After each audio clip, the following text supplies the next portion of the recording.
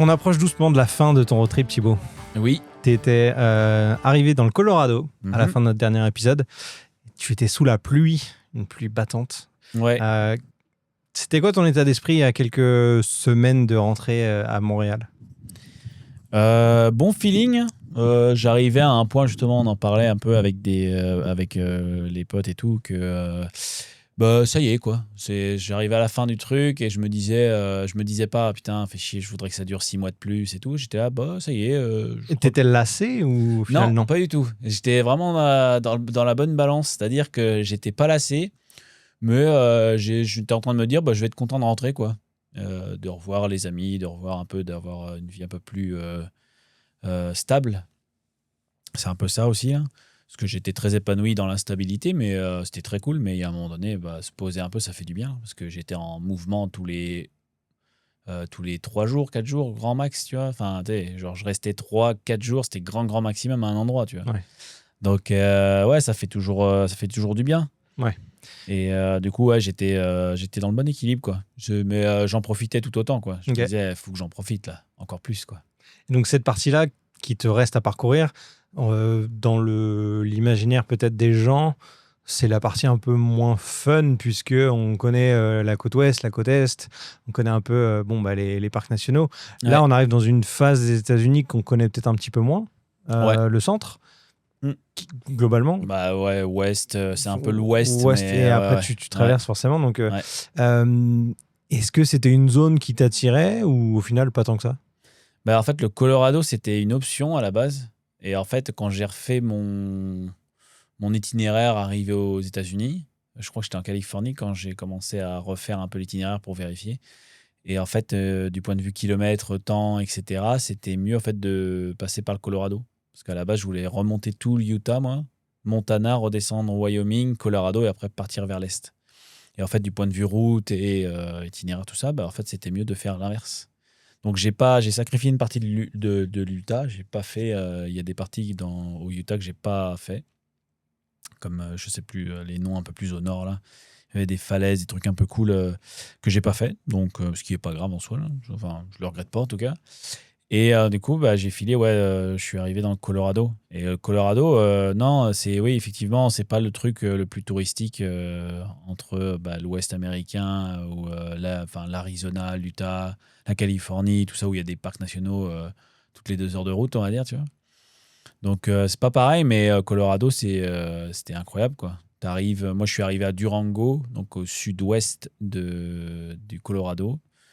Et après, je suis repassé à travers les San Juan Mountains. Donc, t'as une petite chaîne de montagnes là. Et c'était la ruée vers l'or, etc. Il y avait des mines, un peu des restes de mines, de carrières, de trucs comme ça.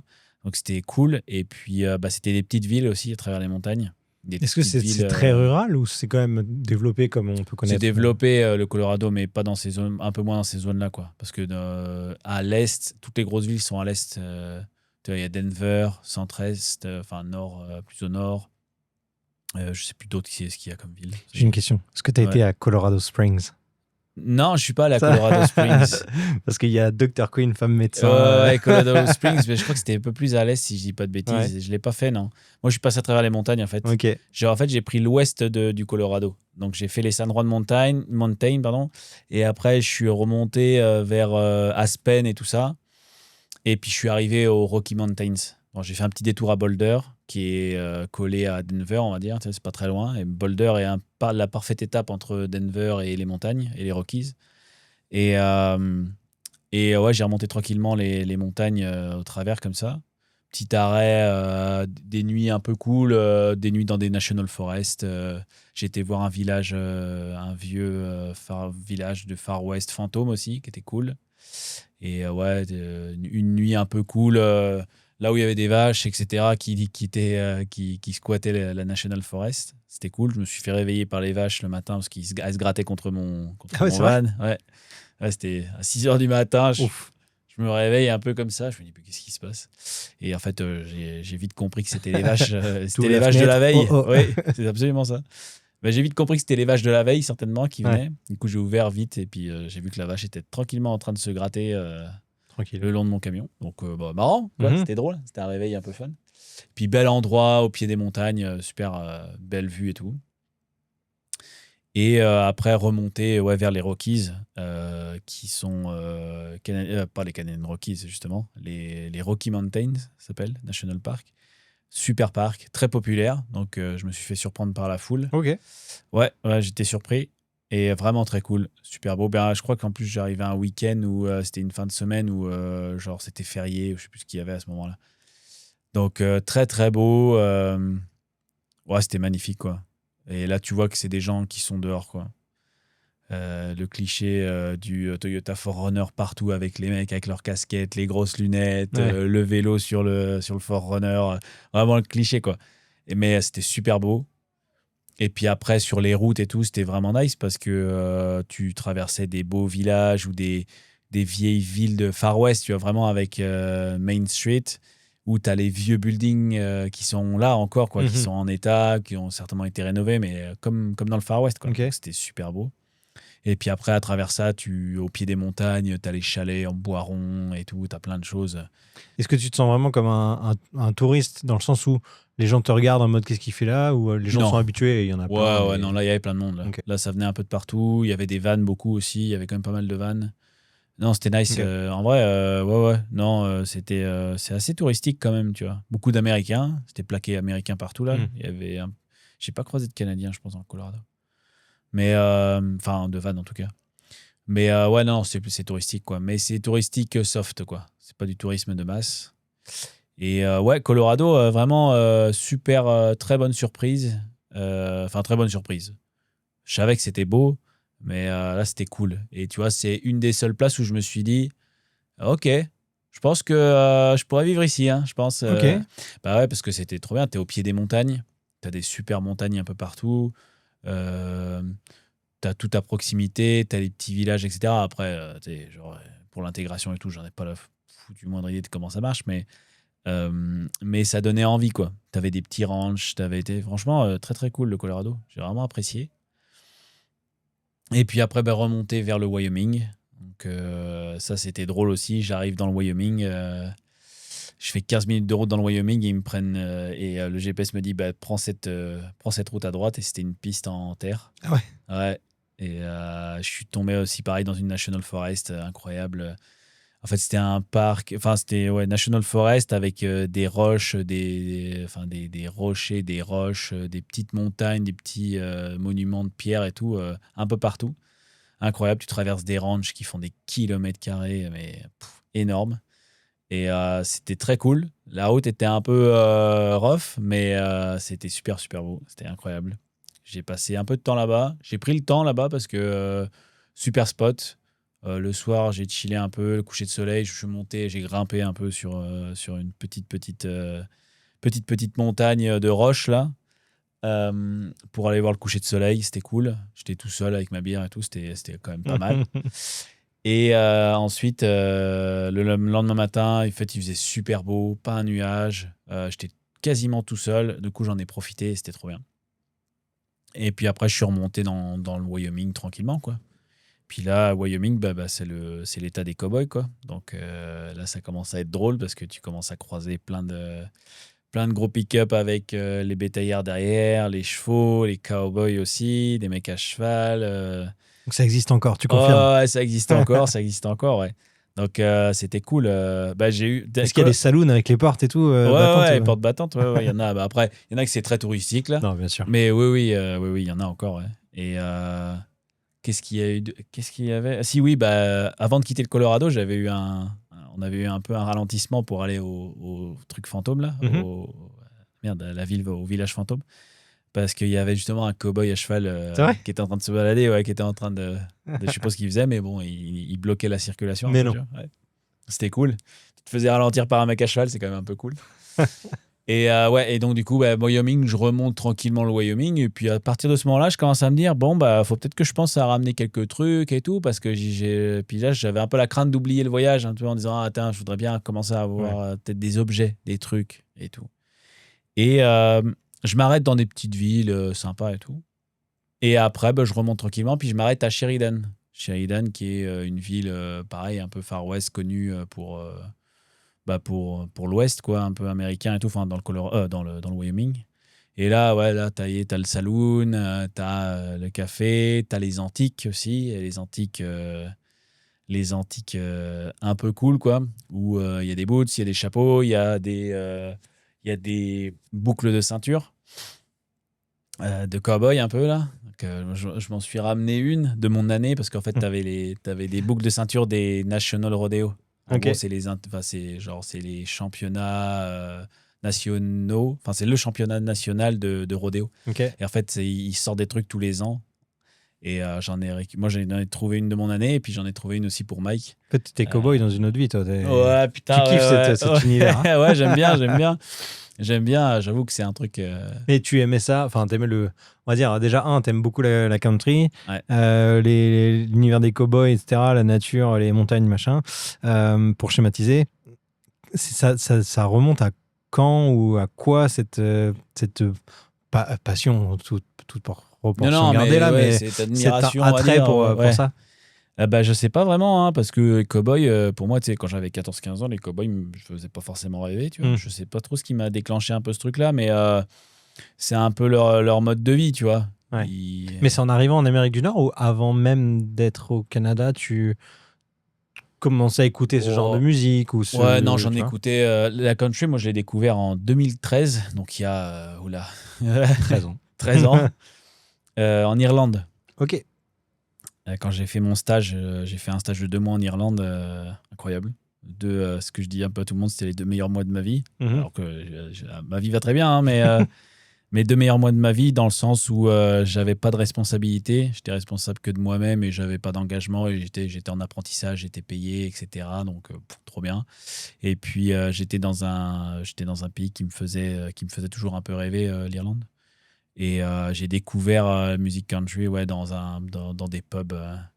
Moi, j'étais à Kilkenny, là, et je me Ouais. souviens d'une soirée, justement, où, dans un pub, c'est le soir de mon anniversaire, je crois, où, justement, ça joue Wagon Wheel Ouais. de Darius Rucker, je crois. Et c'est là où j'ai découvert la country. On en revient toujours au même. Hein. Un bon moment Ouais. avec une bière et une Oui, bonne ouais, musique. ouais, Hein. ouais, ouais, c'est toujours pareil. Hein. Moi, il me faut peu, là, ça me va très bien, ça, tu vois.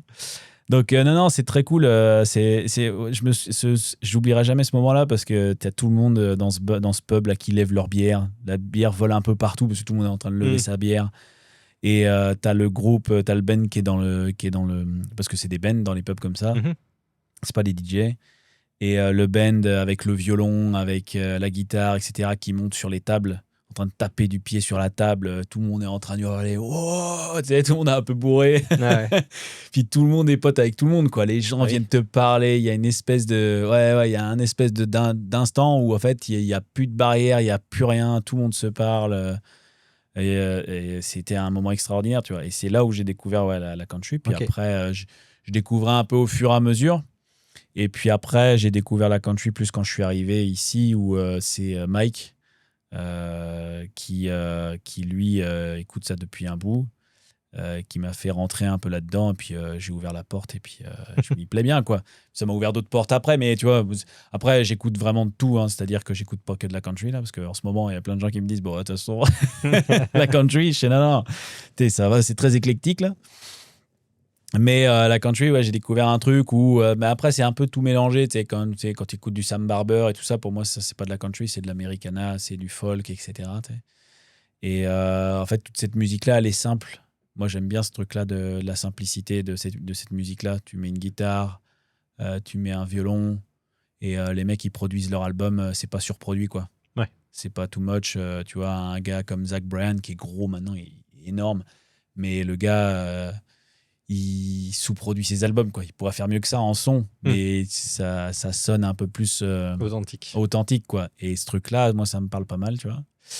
Et ouais, je suis rentré là-dedans, ouais. Et donc, du coup, arrivé dans l'Ouest, Voilà, les playlists de country et de folk et tout ça, c'est tourné, quoi. Déjà, faut se dire que déjà, sur tout le voyage, un Noah Kahn, quand tu fais des road trips en Amérique du Nord, au moins, je sais pas après en Europe ou ailleurs, si ça va avec les vibes, mais quand tu fais un road trip en Amérique du Nord, Noah Kahn, je sais plus c'est quoi le nom de son album, mais il y a un album Si je peux le conseiller à tout le monde, c'est vraiment le truc de celui-là, écoutez-le quand vous partez en road trip. Il est incroyable, quoi. Donc, non, c'est à partir, de l'Ouest américain où j'ai commencé à mettre encore un peu plus de country dans mes playlists. Et là, tu as sorti la carte bleue pour acheter des souvenirs. Ouais, là, à partir de Sheridan, Parce que là, à ce moment-là, si je me souviens bien, tu m'envoyais quasiment tous les jours des photos de « Ah, tiens, ça, c'est dans mon van maintenant. » Ouais. Je commençais à découvrir des trucs, puis il y a toujours un peu des trucs qui me parlaient, genre les vieilles caméras antiques, les vieux trucs de son antiques, les décos, les machins, enfin plein de choses, tu vois. L'électronique antique. Et j'aimais bien ça, quoi. Et à un moment donné, je me suis dit, faut que je ramène des trucs quand même, parce que je trouve ça exceptionnel. Et puis, apparemment, dans l'Ouest, il y avait beaucoup, beaucoup de choses comme ça, tu vois. C'est là où je commence à regarder les caméras, je commence à regarder plein de choses. Et puis, en fait, arrivé à Sheridan, je vois je cherche sur Google Maps, là, en disant, OK, je vais regarder les antiques musiques. Parce que j'aimerais bien ramener un vieux truc, une vieille guitare, un truc. Et là, je rentre dans dans une vieille antique, un vieux gars, John, là, qui s'appelait. Des guitares partout, accrochées, dans tous les états possibles. Poussière partout, ça sentait la poussière, ça sentait le vieux et tout là-dedans. Et top, quoi. Le gars, je commence à regarder un peu, et puis il me dit, d'où tu viens? Enfin, t'es du coin, t'es pas du coin, d'où tu viens? Et puis là, tu commences à discuter. Et le gars, là, tu commences à faire du lien un peu, parce que le gars est cool. Tu sais, moi, je fais de la musique tous les soirs dans le sous-sol là, avec mes amis, etc. J'ai pas mal voyagé. Je connais bien, je sais plus où, je crois qu'il a été dans le Nouveau-Brunswick, lui aussi, je crois. Il connaissait Québec. Donc, on a pu discuter. Puis, il dit, qu'est-ce que tu cherches? Et je dis, je cherche une guitare. Je dis, il y a celle-là. Il fait, non, celle-là, c'est celle de ma mère. Tu sais, il en a accroché. Il dit, celle-là, c'est celle de ma mère. Elle se vend pas, quoi. Tu vois, je fais, je comprends. Il me dit, je dis, dis-moi ce que tu vends pas et tout le reste, je vais regarder, quoi. Et puis, du coup, il m'a montré. Puis, j'ai ramené une vieille guitare des années 50, une Parlor, on appelle ça. Donc, c'est les petites guitares qui est très cool, mais qui avait pas de cordes, qui avait le chevalet cassé. Voilà. Et du coup, les gars, je lui dis pour combien? Il me fait $40. Je suis là, OK. Là, je me renseigne un peu pour voir. Puis en fait, c'est des guitares qui en valent en bon état, là, qui en valent 250, 300. Donc, je me suis dit, go, quoi. Puis ça va faire. Puis c'est une petite guitare, donc ça va pas prendre trop de place dans le van, tu vois, c'est cool. Donc, je l'embarque avec moi. Elle est ici avec moi maintenant à Montréal, donc super souvenir. Donc, ça commence à être compliqué en place parce que j'avais encore mon bois d'orignal du Yukon. Donc, il y avait ça, je ramenais la guitare. Et puis, là, je commence à ramener 2-3 souvenirs pour 2-3 personnes, quoi. Donc, à partir du Wyoming, je commençais à ramener des trucs. Donc, j'ai ramené des vidéoprojecteurs, mais pour des films 8 mm, 16 mm, que j'ouvre de temps en temps pour les nettoyer, puis possiblement les remettre en service un jour, tu vois. Ouais, c'est ça, parce qu'il y a le goût aussi pour toi d'essayer de comprendre comment ça marche et de les réparer. Ouais. Toujours le côté ingénieur qui est pas très loin. Ouais, c'est un peu ce truc-là de en fait, la fin de ce voyage-là m'a ouvert un peu ce truc-là sur les vieux objets, où j'aimais les vieux objets avant, mais là, encore plus, quoi. C'est-à-dire qu'aujourd'hui, dans le quotidien, je regarde plus des choses d'occasion que des choses neuves, quoi. Ouais. Et les choses neuves me plaisent de moins en moins. Je vieillis, c'est ça. Certainement. T'écoutes Nostalgie, toi, non? Ouais, tu vois. Mais j'aime les vieux trucs. Si je peux les remettre en vie, je les remets en vie. Ouais. Puis voilà, quoi. Après, tu vois, le Montana, c'est un peu ce qui s'est passé. Je cherchais quelque chose à ramener à Florine et tout. Parce que c'était un peu mon assistance problème. Ouais, c'est ça. C'était mon contact d'urgence sur mon localisateur GPS, là, sur satellite. Donc, pour la remercier, je cherchais des trucs. Et c'est pareil, quoi. Un truc con, tu prends le pari, quoi. Mais ça coûtait c'est $20 US, donc c'est quand même un peu cher. Mais une vieille caméra des années 1910, une Kodak, avec le soufflet et tout. Et en fait, les gens n'arrivaient pas à l'ouvrir. Ils disaient, on n'arrive pas à l'ouvrir. Elle est à $20, quoi. Alors que normalement, c'est 50, 60 au moins la caméra, tu vois. Et en fait, arrivé là, je dis bon, bah, je sais pas. Puis là, je commence à regarder une vidéo YouTube, 2, 3, 4. Je dis putain, mais comment il souffle ce truc? J'essayais de forcer un peu, mais je voulais pas trop forcer Bah parce oui. que Pas cassé, quoi. l'appareil, il y a combien? Plus de 100 ans. Hmm. Et à un moment donné, en fait, ils disent mais non, mais en fait, il y a un bouton caché. Et là, boum, j'appuie. Là, la trappe s'ouvre. Et là, bah, très cool, quoi. Donc, super état. Il y avait un trou dans le soufflet, un petit trou peut poser un problème là-dessus, quoi. Je l'ai ouverte et puis je l'ai réparée, quoi. J'en ai trouvé 2 comme ça parce qu'en fait, il y en a une. En fait, celle-là, elle avait un objectif différent, etc. Donc, elle a beaucoup de valeur, plus que ce que je pensais. Du coup, j'ai hésité à donner à Florine parce qu'en fait, il faut la tenir dans sa housse et il faut jamais la sortir, l'appareil. Tu peux pas faire en déco, quoi. Ah ouais, ok. Du coup, j'en ai retrouvé un qui avait peut-être un peu moins de valeur, mais que j'ai retapé aussi. Donc, j'ai acheté des petits produits en rentrant et tout. Puis, ça m'a permis de boucher les trous sur les soufflets. Et ils sont utilisables maintenant. Trop bien. Donc, ouais, c'est cool. C'est que des trucs comme ça. Donc, j'ai ramené quelques trucs comme ça. On fera le bilan à la fin, mais... Ouais. T'as été vers les montres aussi, non, de mémoire? Ouais. J'ai ramené... dans le Montana, j'ai trouvé une montre, mais genre cheap. Hein, c'était une quartz, hein, donc rien du tout, mais double cadran. Donc, c'est des montres de voyageurs, ils appellent ça. Donc, j'aimais bien la connotation. C'était vraiment très cool. Et puis, j'ai ramené des vieilles montres des années 30, 40. Qui sont démontées chez moi. Il me manque des pièces pour pouvoir les remonter, mais je vais les remonter tranquillement. Puis j'aurai des vieilles montres. C'est des dollar watch, ils appellent ça, donc c'est pas très cher. C'est une montre un peu d'ouvrier, non? Ouais, c'est ça. C'est des trucs que tu as dans les supermarchés, etc. C'était Okay. vraiment pas cher, mais c'est de la mécanique simple. Donc moi, ça me permet un peu de rentrer dans le truc des montres et de comprendre un peu comment ça marche. Et puis, bah, il y a des pièces et ça coûte pas trop cher, quoi. Parce que quand tu commences à taper dans la montre vintage, ça peut vite monter, là. Ouais. Parce qu'après, je suis rentré là-dedans et j'ai vite compris comment c'était. Donc, des montres, projecteurs, appareils photo. Je l'ai acheté à Cody, donc, qui est une ville connue dans le Wyoming pour tout ce qui est cowboy, etc.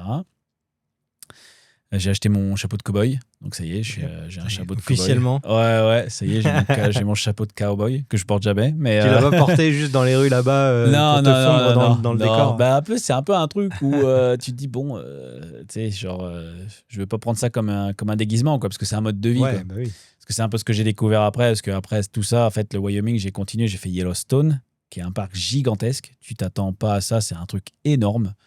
Il y a plein de paysages différents. C'est très curieux. Et après, je suis descendu à Jackson Hole. Et puis, je sais plus, Grand Teton National Park, qui est juste à côté. Grand quoi? Grand Teton. Ouais, je sais pas comment on dit ça, mais c'est ça. Et en fait, des belles montagnes et tout. Il y avait des incendies, donc je voulais faire des randos là-bas parce que c'était magnifique, mais j'ai pas pu le faire parce qu'il y avait les fumées de Californie qui brouillaient tout. Et vraiment, c'était intense. Donc, j'ai fait, bon, on va pas prendre de risque là-dessus. Et je suis allé, du coup, à Jackson Hole faire une soirée rodéo. Donc, c'est très touristique, mais c'était un des derniers rodéos de la saison. Donc, c'était cool. Et puis, bah là, c'est rigolo, quoi. Tu vois, c'est un peu comme chez nous. Comme les foires chez nous, ou comme les trucs comme ça. Parce que bah, tous les gens se connaissent et puis c'est une petite communauté et t'as le champion du coin qui vient faire sa démonstration de rodéo, qui ride des taureaux, des chevaux, les petits, à un moment donné, ils disent coupez les caméras parce que là ça va être des jeunes qui vont faire du rodéo et ils sont sur des moutons, sur des petits veaux en train de faire du rodéo, tu vois, ils ont 8 ans. Puis après, à coup qu'ils ont fini, c'est bon, vous pouvez refilmer à nouveau. Ah ouais? Ouais. Pourquoi ils font ça? Ouais, parce que je pense que tu peux avoir, tu sais, il suffit que. Il y a un accident, tu veux dire? Bah oui, voilà, tu sais jamais, quoi. Mais bon, après, ça va. Franchement, même moi, j'étais ça va. Hein. Parce que les petits, ils se faisaient secouer, c'est sûr, mais c'était pas non plus. Donc, non, très cool, très, très cool. Il y avait les juges et tout pour juger la longueur du rodéo. Il y avait du barrel racing aussi. Ok. C'était impressionnant. C'était très cool. L'hymne américain, évidemment. Donc, tout le monde se lève. Tout le monde enlève son chapeau. Hymne américain. Mais ça donne un truc. Hein, ouais. Il y a une espèce de vibe quand même curieuse où tu respectes ça. Quoi. Quand tu es dedans, tu regardes, tu fais waouh, quoi, tu vois, parce qu'ils sont tous là. Tu sens que c'est pris à cœur, tu vois. Et non, ouais, très cool. Donc, c'était très touristique. J'aurais bien aimé voir un rodéo un peu plus vrai, tu vois. Un peu plus, pas authentique. Oui, moins mais festif. Ouais, moins touristique, quoi. Mais bon, j'en ai vu un. Parce qu'en fait, je suis arrivé à la fin de la saison des rodéos. Donc, c'était un peu le dernier à voir, quoi. Ok. Donc, non, très content. Puis après, en fait, je retourne à Yellowstone et je remonte dans le Montana, quoi. Parce que, en fait, un coup que tu fais Yellowstone, bah, soit tu sors par l'Idaho, soit tu sors par le Wyoming, soit tu sors par le Montana. Je suis sorti par le Montana, qui était ma dernière étape, en fait, de mon voyage. Et là, ouais, bah, je prends la route tranquillement vers. Bah, je passe par. Je fais un. C'est même pas un crochet, parce que je crois que c'était quasiment sur la route, sur bah, Yellowstone, c'est la série. Le ranch, je suis passé à côté pour voir un peu la gueule que ça avait. Mhm. C'était très cool. Là, j'ai été obligé de dormir sur un Walmart ou pas? Non, j'ai dormi dans les montagnes, là. C'est à partir de là où Polo commence à me refaire un petit caprice. Oh. Commence à avoir des bruits, je fais oh là là, j'aime pas trop ça. Puis je commence à regarder. Je vais dans un garage pour me faire diagnostiquer. Le garage me dit ouais, non, c'est la poulie, le truc, etc. Je fais ok. Je leur fais confiance. Je rachète une poulie, poulie tendeur. Je la change, ça fait le même bruit. Je me doutais un peu ce que c'était, puis d'un coup, je commence à regarder. Je me mets sous mon camion, puis là, en fait, c'était la pompe de direction assistée qui est en train de lâcher tranquillement, qui couinait. Mhm. Quand ça fait du bruit, généralement, ça sent pas bon. Et elle peut se bloquer. Donc, arrivé dans le Montana, bah, je trouve la pièce, j'achète la pièce, et puis je m'en vais dans les montagnes me cacher pendant 2-3 jours pour pouvoir faire ça, quoi. Donc, j'ai mis 2 jours à peu près à faire. Je me suis posé, je crois. J'ai été acheter mes pièces. Et j'ai commencé en fin de journée à démonter. Comme ça, tout était prêt. J'avais tout démonté. Et puis le lendemain, je pouvais faire ce que je voulais. Mhm. Puis j'ai passé la journée là-dessus. Des journées comme ça, Caché dans les montagnes, quoi. tu te dis ok, c'est cool, je kiffe quand même, ou Ouais. c'est un peu relou Non, bah oui, évidemment, c'est chiant. C'est frustrant parce que Ouais. ça va pas c'est de la mécanique. Hein. Ouais. Moi, j'aime bien faire ce genre de truc parce que justement, ça te fait travailler ta patience, quoi. Mm. C'est quand même un peu... ouais, c'est quand même un peu cool. Donc, c'est vraiment... non, ouais, c'est frustrant, parfois. Tu as envie de frapper le camion parce qu'il y a des moments, ça vient pas, quoi. Ouais. Mais par contre, à la fin, là, quand le résultat et quand tout tourne, tu fais, bah voilà, c'était pas si compliqué, en fait. Donc, j'ai eu des merdes, hein. J'ai eu des trucs où j'ai oublié de remettre une conduite. Et donc, du coup, en redémarrant, ça a foutu du liquide partout. Mais alors, merde. mais partout, c'était une cata. Ouais. J'étais là, oh fuck. Et c'était vraiment ouais, compliqué. Mais à la fin, ça a marché, quoi. Et puis, bah, la pompe, elle fonctionne, elle est encore là, elle est toute neuve, nickel, quoi. Ouais, il y a quand même une satisfaction à la fin, quoi. Ouais. Et puis, il fallait que je le fasse maintenant, parce qu'après, j'allais à Glacier National Park, qui est au nord du Montana, et qui a des routes, ça grimpe pendant quelques kilomètres, quoi. Donc, j'étais là, si la pompe, elle lâche là-bas, je vais être dans la merde, donc il faut que je le fasse là. Donc, je le fais. Puis après, je monte vers Glacier, je passe 3 jours ou 4 jours, 3 jours à Glacier. Incroyable. Parc, bah, c'est la suite des Rocheuses, au final, canadienne. Donc, tu vois, il y a une montagne à un moment donné. Bah, en fait, tu voyais une montagne. Et en fait, l'autre côté de la montagne, moi, je l'ai vu je l'ai vu en juin. Donc là, Ok. on était en septembre. Et donc, je l'avais vu, quoi. Bah, du coup, ça fait quoi? Ça fait 3 mois avant, quoi. Je l'avais vu il y a 3 mois, quoi. Ouais. L'autre côté de la montagne. J'étais là, oh, je suis juste à côté d'où j'étais. Et donc, du coup, très, très cool. Et parc incroyable. J'y suis allé 3 jours. La route elle est magnifique. Il y a une route panoramique pour monter à un endroit là dans le parc qui est incroyable. Les montagnes sont gigantesques. C'est des géants, quoi. T'as l'impression que c'est des entités géantes. Tu vois. Je sais pas Mm. comment dire ça, mais tu es impressionné, intimidé par la montagne. Petite rando sympa. J'en ai fait 2 là-bas. Et dont une, celle-là, elle a été mémorable parce que déjà, c'était une rando qui faisait 18 km, je crois. Donc, c'était une bonne rando, pas mal. Et en plus de ça, vue panoramique de fou. Et j'ai croisé 2 compagnons sympas, qui étaient un grizzly et une chèvre des montagnes. Ah oui, rien que ça. Ouais, chèvre des montagnes, super beau. Des blancs immaculés, tu vois, genre sur la montagne, grimper. Alors, par contre, il y a des panneaux en début de rando en disant faites gaffe, si elles sont un peu énervées. Ah ouais. ouais, enfin, c'est un peu méchant, ouais, les chefs de montagne, donc faut pas trop s'en approcher. Mais moi, j'avais un bon appareil, je pouvais faire ce que je voulais avec. Donc, j'ai réussi à prendre une belle photo d'une chèvre des montagnes qui était pas si loin. Et puis après, ouais, le grizzly, quoi. Le grizzly, il arrive et en fait, il y avait un chemin de rando. Moi, je me prenais un chemin de rando et puis après, soit ça continuait vers autre chose, soit ça remontait vers la droite, vers là où je devais aller, moi, c'est-à-dire un coin de montagne avec vue sur lac. Et là, en fait, le grizzly était en train de descendre le chemin que moi, je voulais monter, quoi. Ça s'est mis à hurler dans la montagne à un moment donné en disant oh, watch out, watch out, watch out. Et en fait, il y avait des gens. Moi, j'étais tout seul à ce moment-là. Je regarde, je fais qu'est-ce qui se passe? Et il y a des gens qui arrivent de l'autre sentier et des gens qui arrivent derrière moi en disant il y a un grizzly qui arrive là. Et tout à coup, je le vois. Il était en train de descendre. Donc, du coup, tu as tout le monde qui était en train de pas de courir parce qu'il faut pas courir, mais qui était en train de s'écarter. Ouais. En fait, tu avais le sentier et les gens remontaient, grimpaient sur les roches pour pouvoir s'écarter pour laisser passer le grizzly, quoi.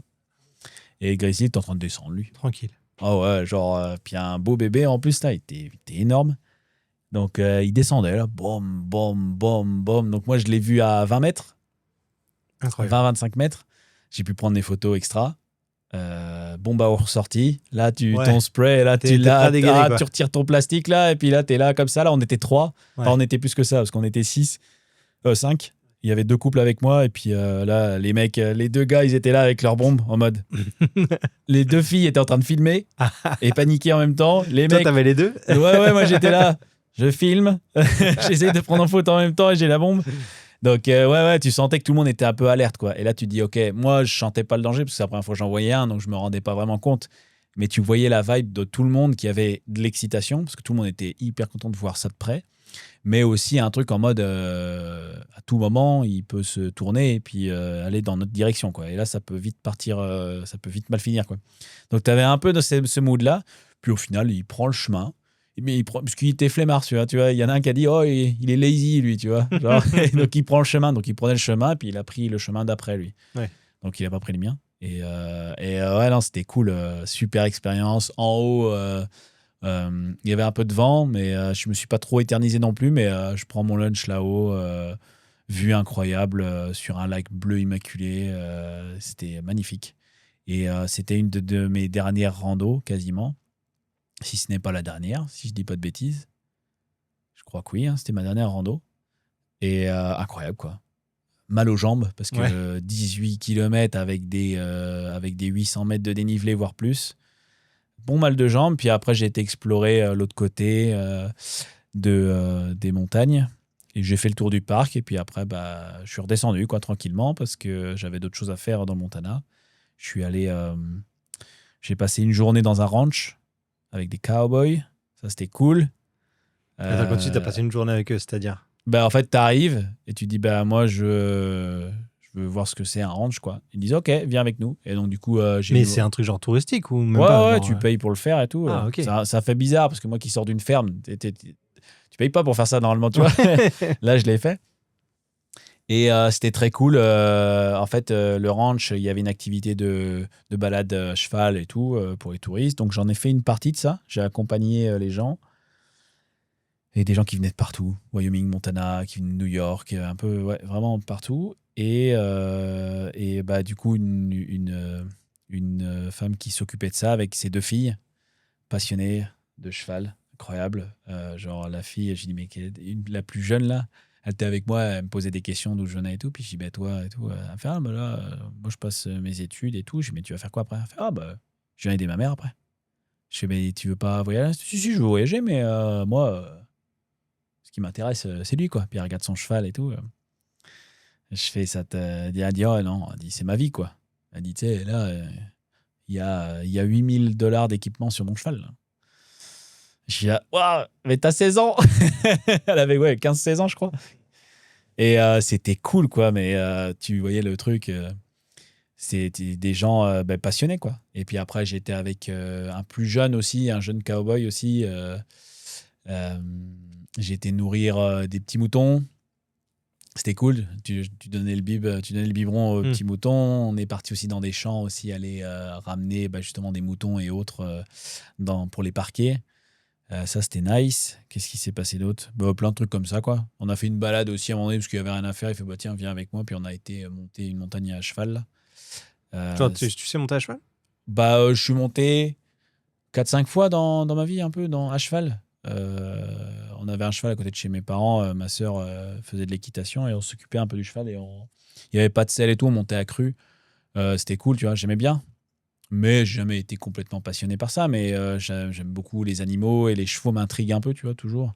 Il y a un truc il y a un peu toujours quelque chose avec les chevaux. Et j'étais déjà monté plusieurs fois et là, ça faisait un petit moment. Mais ouais. Du coup, la fille, elle me fait, t'as déjà monté à cheval? Je fais, ouais, 4-5 fois. Elle me fait, ok.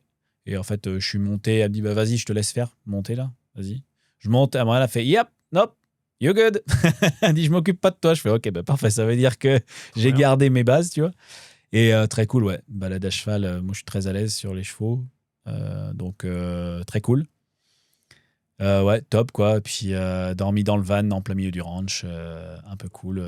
Ouais, super expérience. Et c'était un peu la dernière expérience que j'avais à faire. Après, je rentrais dans l'Est.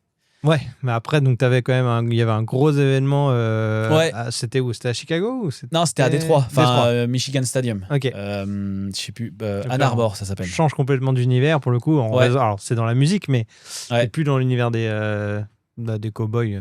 Non, pas des cowboys, un peu quand même, ouais, mais voilà. non, ouais, différent. Mais avant ça, je m'arrête dans le Dakota du Sud aussi. Ok. J'ai fait les Badlands, j'ai fait, comment ça s'appelle? Le Mont Rushmore avec les têtes des Ouais, présidents trop bien. américains. Il y avait une National Forest juste à côté qui était incroyable. Pareil, j'y suis allé. Il y avait un parc aussi provincial, super parc, où tu passes dans des monticules de pierre où mon camion fait 9 pieds 2. Faut que tu sois à 9 pieds 8 maximum. T'as tout le monde qui te regarde passer dans le trou en disant ça va jamais passer. Puis en fait, moi, je savais que je passais parce que je connais bien mon van. Mais super parc. Ouais, ça sent la fin, tu vois. Là, sauf Dakota, tu vois, ça commence à sentir la fin parce que tu dis, bah ça y est, quoi. J'ai fait les Badlands, c'est ce que je voulais faire. Ça y est, c'est mon dernier parc national. C'est fini. Est-ce qu'il y a le dernier. de la nostalgie du voyage ou tristesse de finir ou... Pas de nostalgie, pas de tristesse.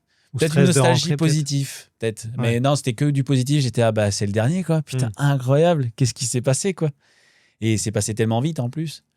Et puis après, là, tu traverses, quoi. Tu traverses le Minnesota, tu traverses tout ça, quoi. Et tu t'arrêtes. Là, je m'arrêtais à faire des antiques, là, tu vois. Ok. Dès que j'en avais marre de rouler, hop, je m'arrêtais dans un antique, je redémarrais dans un autre, etc. C'est là où... c'est dans le Minnesota que j'ai trouvé aussi une montre des années 40. Petite dame qui tenait un antique à côté de chez elle. Puis tu discutes, quoi. C'est cool. Et puis tu t'arrêtes tout le long de la route comme ça. Et puis, après un arrêt d'une journée ou deux à Ann Arbor, donc Michigan Stadium, côté de Détroit, pour le show de Zach Bryan. Incroyable. 112 000 personnes dans un stadium. C'est fou. J'ai jamais vu ça de ma vie. C'était le plus gros événement, le plus gros concert. Ouais, c'est le plus gros. Ils appellent ça le plus gros ticket. Enfin, en gros, c'est le plus gros concert à guichet fermé, on va dire, des États-Unis, de l'histoire de la musique des États-Unis. Il y a eu des plus gros concerts que ça, mais c'est des concerts gratuits, des trucs comme ça, et différents là. Mais des concerts pour une. Ouais. Le dernier qui avait fait ça, je crois que c'est George Strait, qui est un gars de la country, mais ancienne génération. Tu vois. C'est là où on se rend pas compte, nous en Europe notamment, de la folie de la country en fait, parce qu'aux États-Unis c'est quand même très très très populaire. C'est une institution. Et vu le nombre qui sont dans le pays, forcément ça fait beaucoup de gens. Et en fait c'est un style de musique hyper plébiscité, connu en Amérique du Nord notamment. Puis depuis très longtemps, tu vois. Et là, tu vois, Zach Bryan, c'était son dernier show de l'année, je crois, si je dis pas de bêtises. Incroyable, quoi. Même lui, tu sentais que des fois, il était pas serein, quoi, parce que tu le voyais, quoi. Il était là, oh shit. Donc, c'est un gars, ça se trouve, c'est un trou de cul, le gars, peu importe, mais pas mal d'authenticité, tu vois, que c'était genre, c'était très cool. Et ouais, 112 000 personnes là-dedans, bordel. Pas tant, en fait, c'était bien, mais c'est beaucoup de monde. Moi, j'étais waouh, je reviens d'un voyage solo, je suis avec 112 000 personnes d'un coup. C'est peut-être un peu beaucoup, là. Et en fait, pas du tout. Je me suis senti vachement à l'aise. Et puis, tout à coup, il y a des mecs qui. Tu vois, j'avais un gars qui était du Nord Michigan, qui était là avec sa femme et qui me dit t'es tout seul? Je fais ouais. Il fait well, mon ami. Je peux être. Non, ouais. Il m'a dit je peux être ton ami pour ce soir, quoi. Et j'ai fait avec plaisir. Puis du coup, on a discuté dans le nord du Michigan. Très, très sympa. Il m'a dit, mais qu'est-ce que tu fais là Qu'est-ce que tu fais là, quoi? J'étais, je suis avec mon van, j'ai voyagé. Il me dit, mais t'as été où? Je fais en Alaska, machin. Il dit, t'as été... Il dit, t'as adoré l'Ouest, l'Alaska, t'as adoré ça? Il fait, ouais. Il me dit, ouais. Il me dit, t'es allé au Texas? Je fais, non. Et il me fait, tu devrais aller au Texas. Il dit, si t'aimes toute cette vibe-là que t'as vue, va au Texas. Il dit, là, tu vas avoir des cowboys et des vrais, quoi. Il me fait, c'est une autre vibe. Et donc, du coup, on discute, le show se passe. Là, un peu, c'est un peu. Zach Bryan, c'est un peu la bande originale de mon road trip, quoi.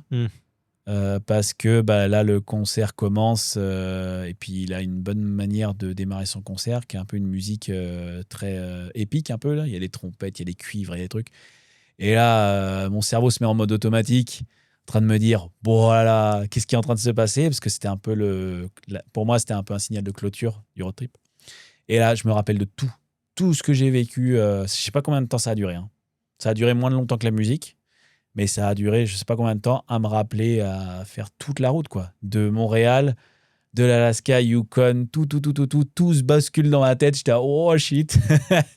Et super belle émotion, quoi, en disant putain, ça y est, quoi, je l'ai fait, quoi. Parce que tant que tu l'as pas fait, tu te rends pas totalement compte de ce que t'as un peu fait, je trouve. Enfin, de ce que t'as, comment dire, accompli, ouais. Et ouais, là, ça commence à faire des trucs, quoi. Il y a des trucs qui se passent dans ton corps et dans ta tête, tu te dis, oh là, attends. Je l'ai fait, quoi. C'était ça la dernière étape, en fait, du voyage et je l'ai fait, quoi. Ouais. Et donc, du coup, un show, il y a des gens qui diront peut-être que c'était pas le meilleur show de leur vie, mais moi, c'était un des meilleurs shows de ma vie parce que, en fait, il y avait un show, en fait, c'est pas juste l'artiste et tout, c'est toi comment t'es dans le show et comment tu le vis, et etc. Et là, en fait, quoi, tu sais, genre explosion, quoi. L'artiste que je voulais voir depuis un petit moment déjà, et puis des musiques que j'ai écoutées et que j'écoute encore tous les jours. Et fin de road trip, tout est beau, tu vois. Boum, ça se mélange et là, c'est super, quoi. Est-ce qu'il y avait une bière dans l'histoire juste pour oui, confirmer évidemment. Évidemment.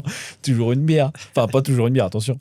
Avec modération. Mais non, oui, c'est dans ces moments-là, tu ouvres une bière, c'est sûr, quoi. Et puis tu vis ça à fond parce que tu te dis, ça là, peut-être que tu le revivras jamais de ta vie, tu vois. Donc, c'est chaque seconde. Tu vois, le téléphone, il est dans la poche et il ressort pas de ta poche tout pendant que le concert est pas fini, tu vois. Et tu y penses même pas, quoi. C'est ça le truc que tu es en train de vivre.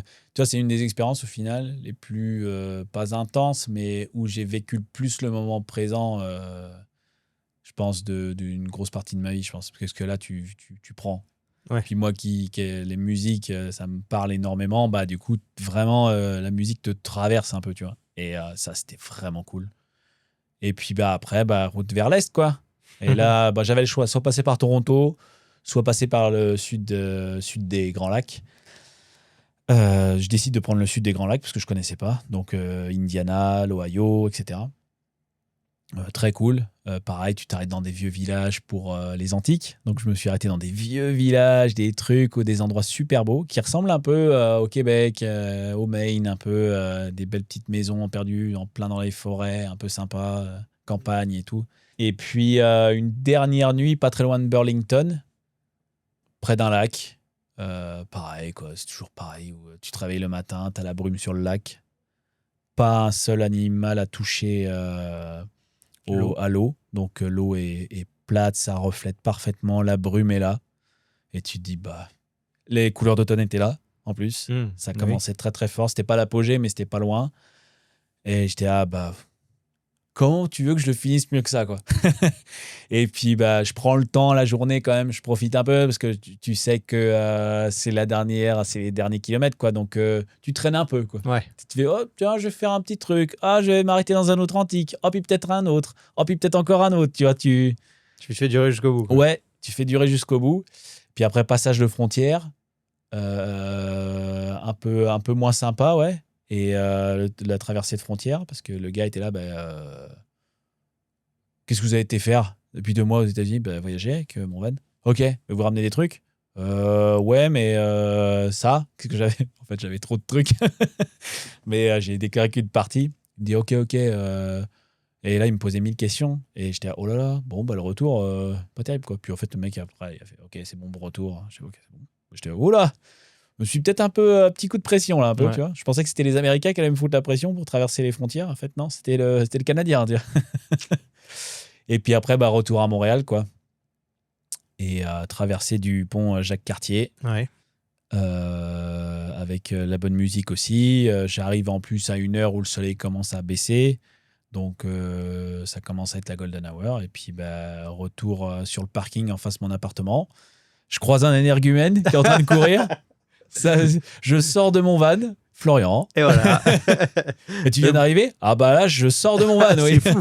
En vrai, le gros hasard là, parce que je faisais mon petit footing et puis t'étais là. Ouais, franchement, c'était improbable. Je venais vraiment d'arriver, quoi. J'étais dans mon van, j'ai texté je sais plus qui en disant ça y est, quoi, c'est fait. Ouais. Et je me stationne, je sors du van, je relève la tête. Thibaut? Florian? Qu'est-ce que tu fais là? Non, c'était drôle ça. Ouais, non, c'était improbable. Et puis après, je voyais mes sous-locs, mes sous-locataires qui étaient là, qui étaient super sympas, qui m'ont rendu un appart ultra clean, super top, quoi. Enfin, des gens super sympas qui ont été soigneux de mon appartement et tout. Et puis, retour dans l'appartement. Et là, je commence à être un peu perdu parce que je suis dans une boîte en plein milieu d'une ville. Alors, j'étais dans une boîte, mais une boîte roulante. Donc, là, je retourne dans un truc où je me sens un peu serré. Paradoxalement. Ouais. Oui. Parce que c'est encore plus petit quand même dans ton van. Je me sens... la solitude revient un peu. La sensation de solitude, tu vois, j'ai passé 4 mois, mais là, à ce moment-là, je fais « Ah, tiens, le petit truc de je me sens un peu seul. » Là, je commence à le sentir. Je me sens pas chez moi. L'appartement, j'ai l'impression que c'est plus chez moi. Et là, tu te dis « Ok, bon, maintenant, il va falloir se réadapter, quoi. » Et puis après, Florine et Thibaut qui me disent « Ah, on peut passer et tout ?» Je fais « ouais. » Du coup, ils passent. Et puis là, on discute avec Florine et Thibaut où je leur dis là, je me sens bien, quoi. Mais je suis un peu perdu, quoi. Puis Florine qui a voyagé beaucoup a dit oui, c'est normal, t'inquiète pas, quoi. Et ouais, donc voilà, fin du parcours, incroyable du début jusqu'à la fin. Des moments, j'allais dire compliqués. Je peux pas dire compliqué, parce qu'il y a eu des moments où, oui, c'était un peu dur, mais il y a pire, là. Puis j'ai connu pire que ça, là. C'était quoi les moments les plus durs?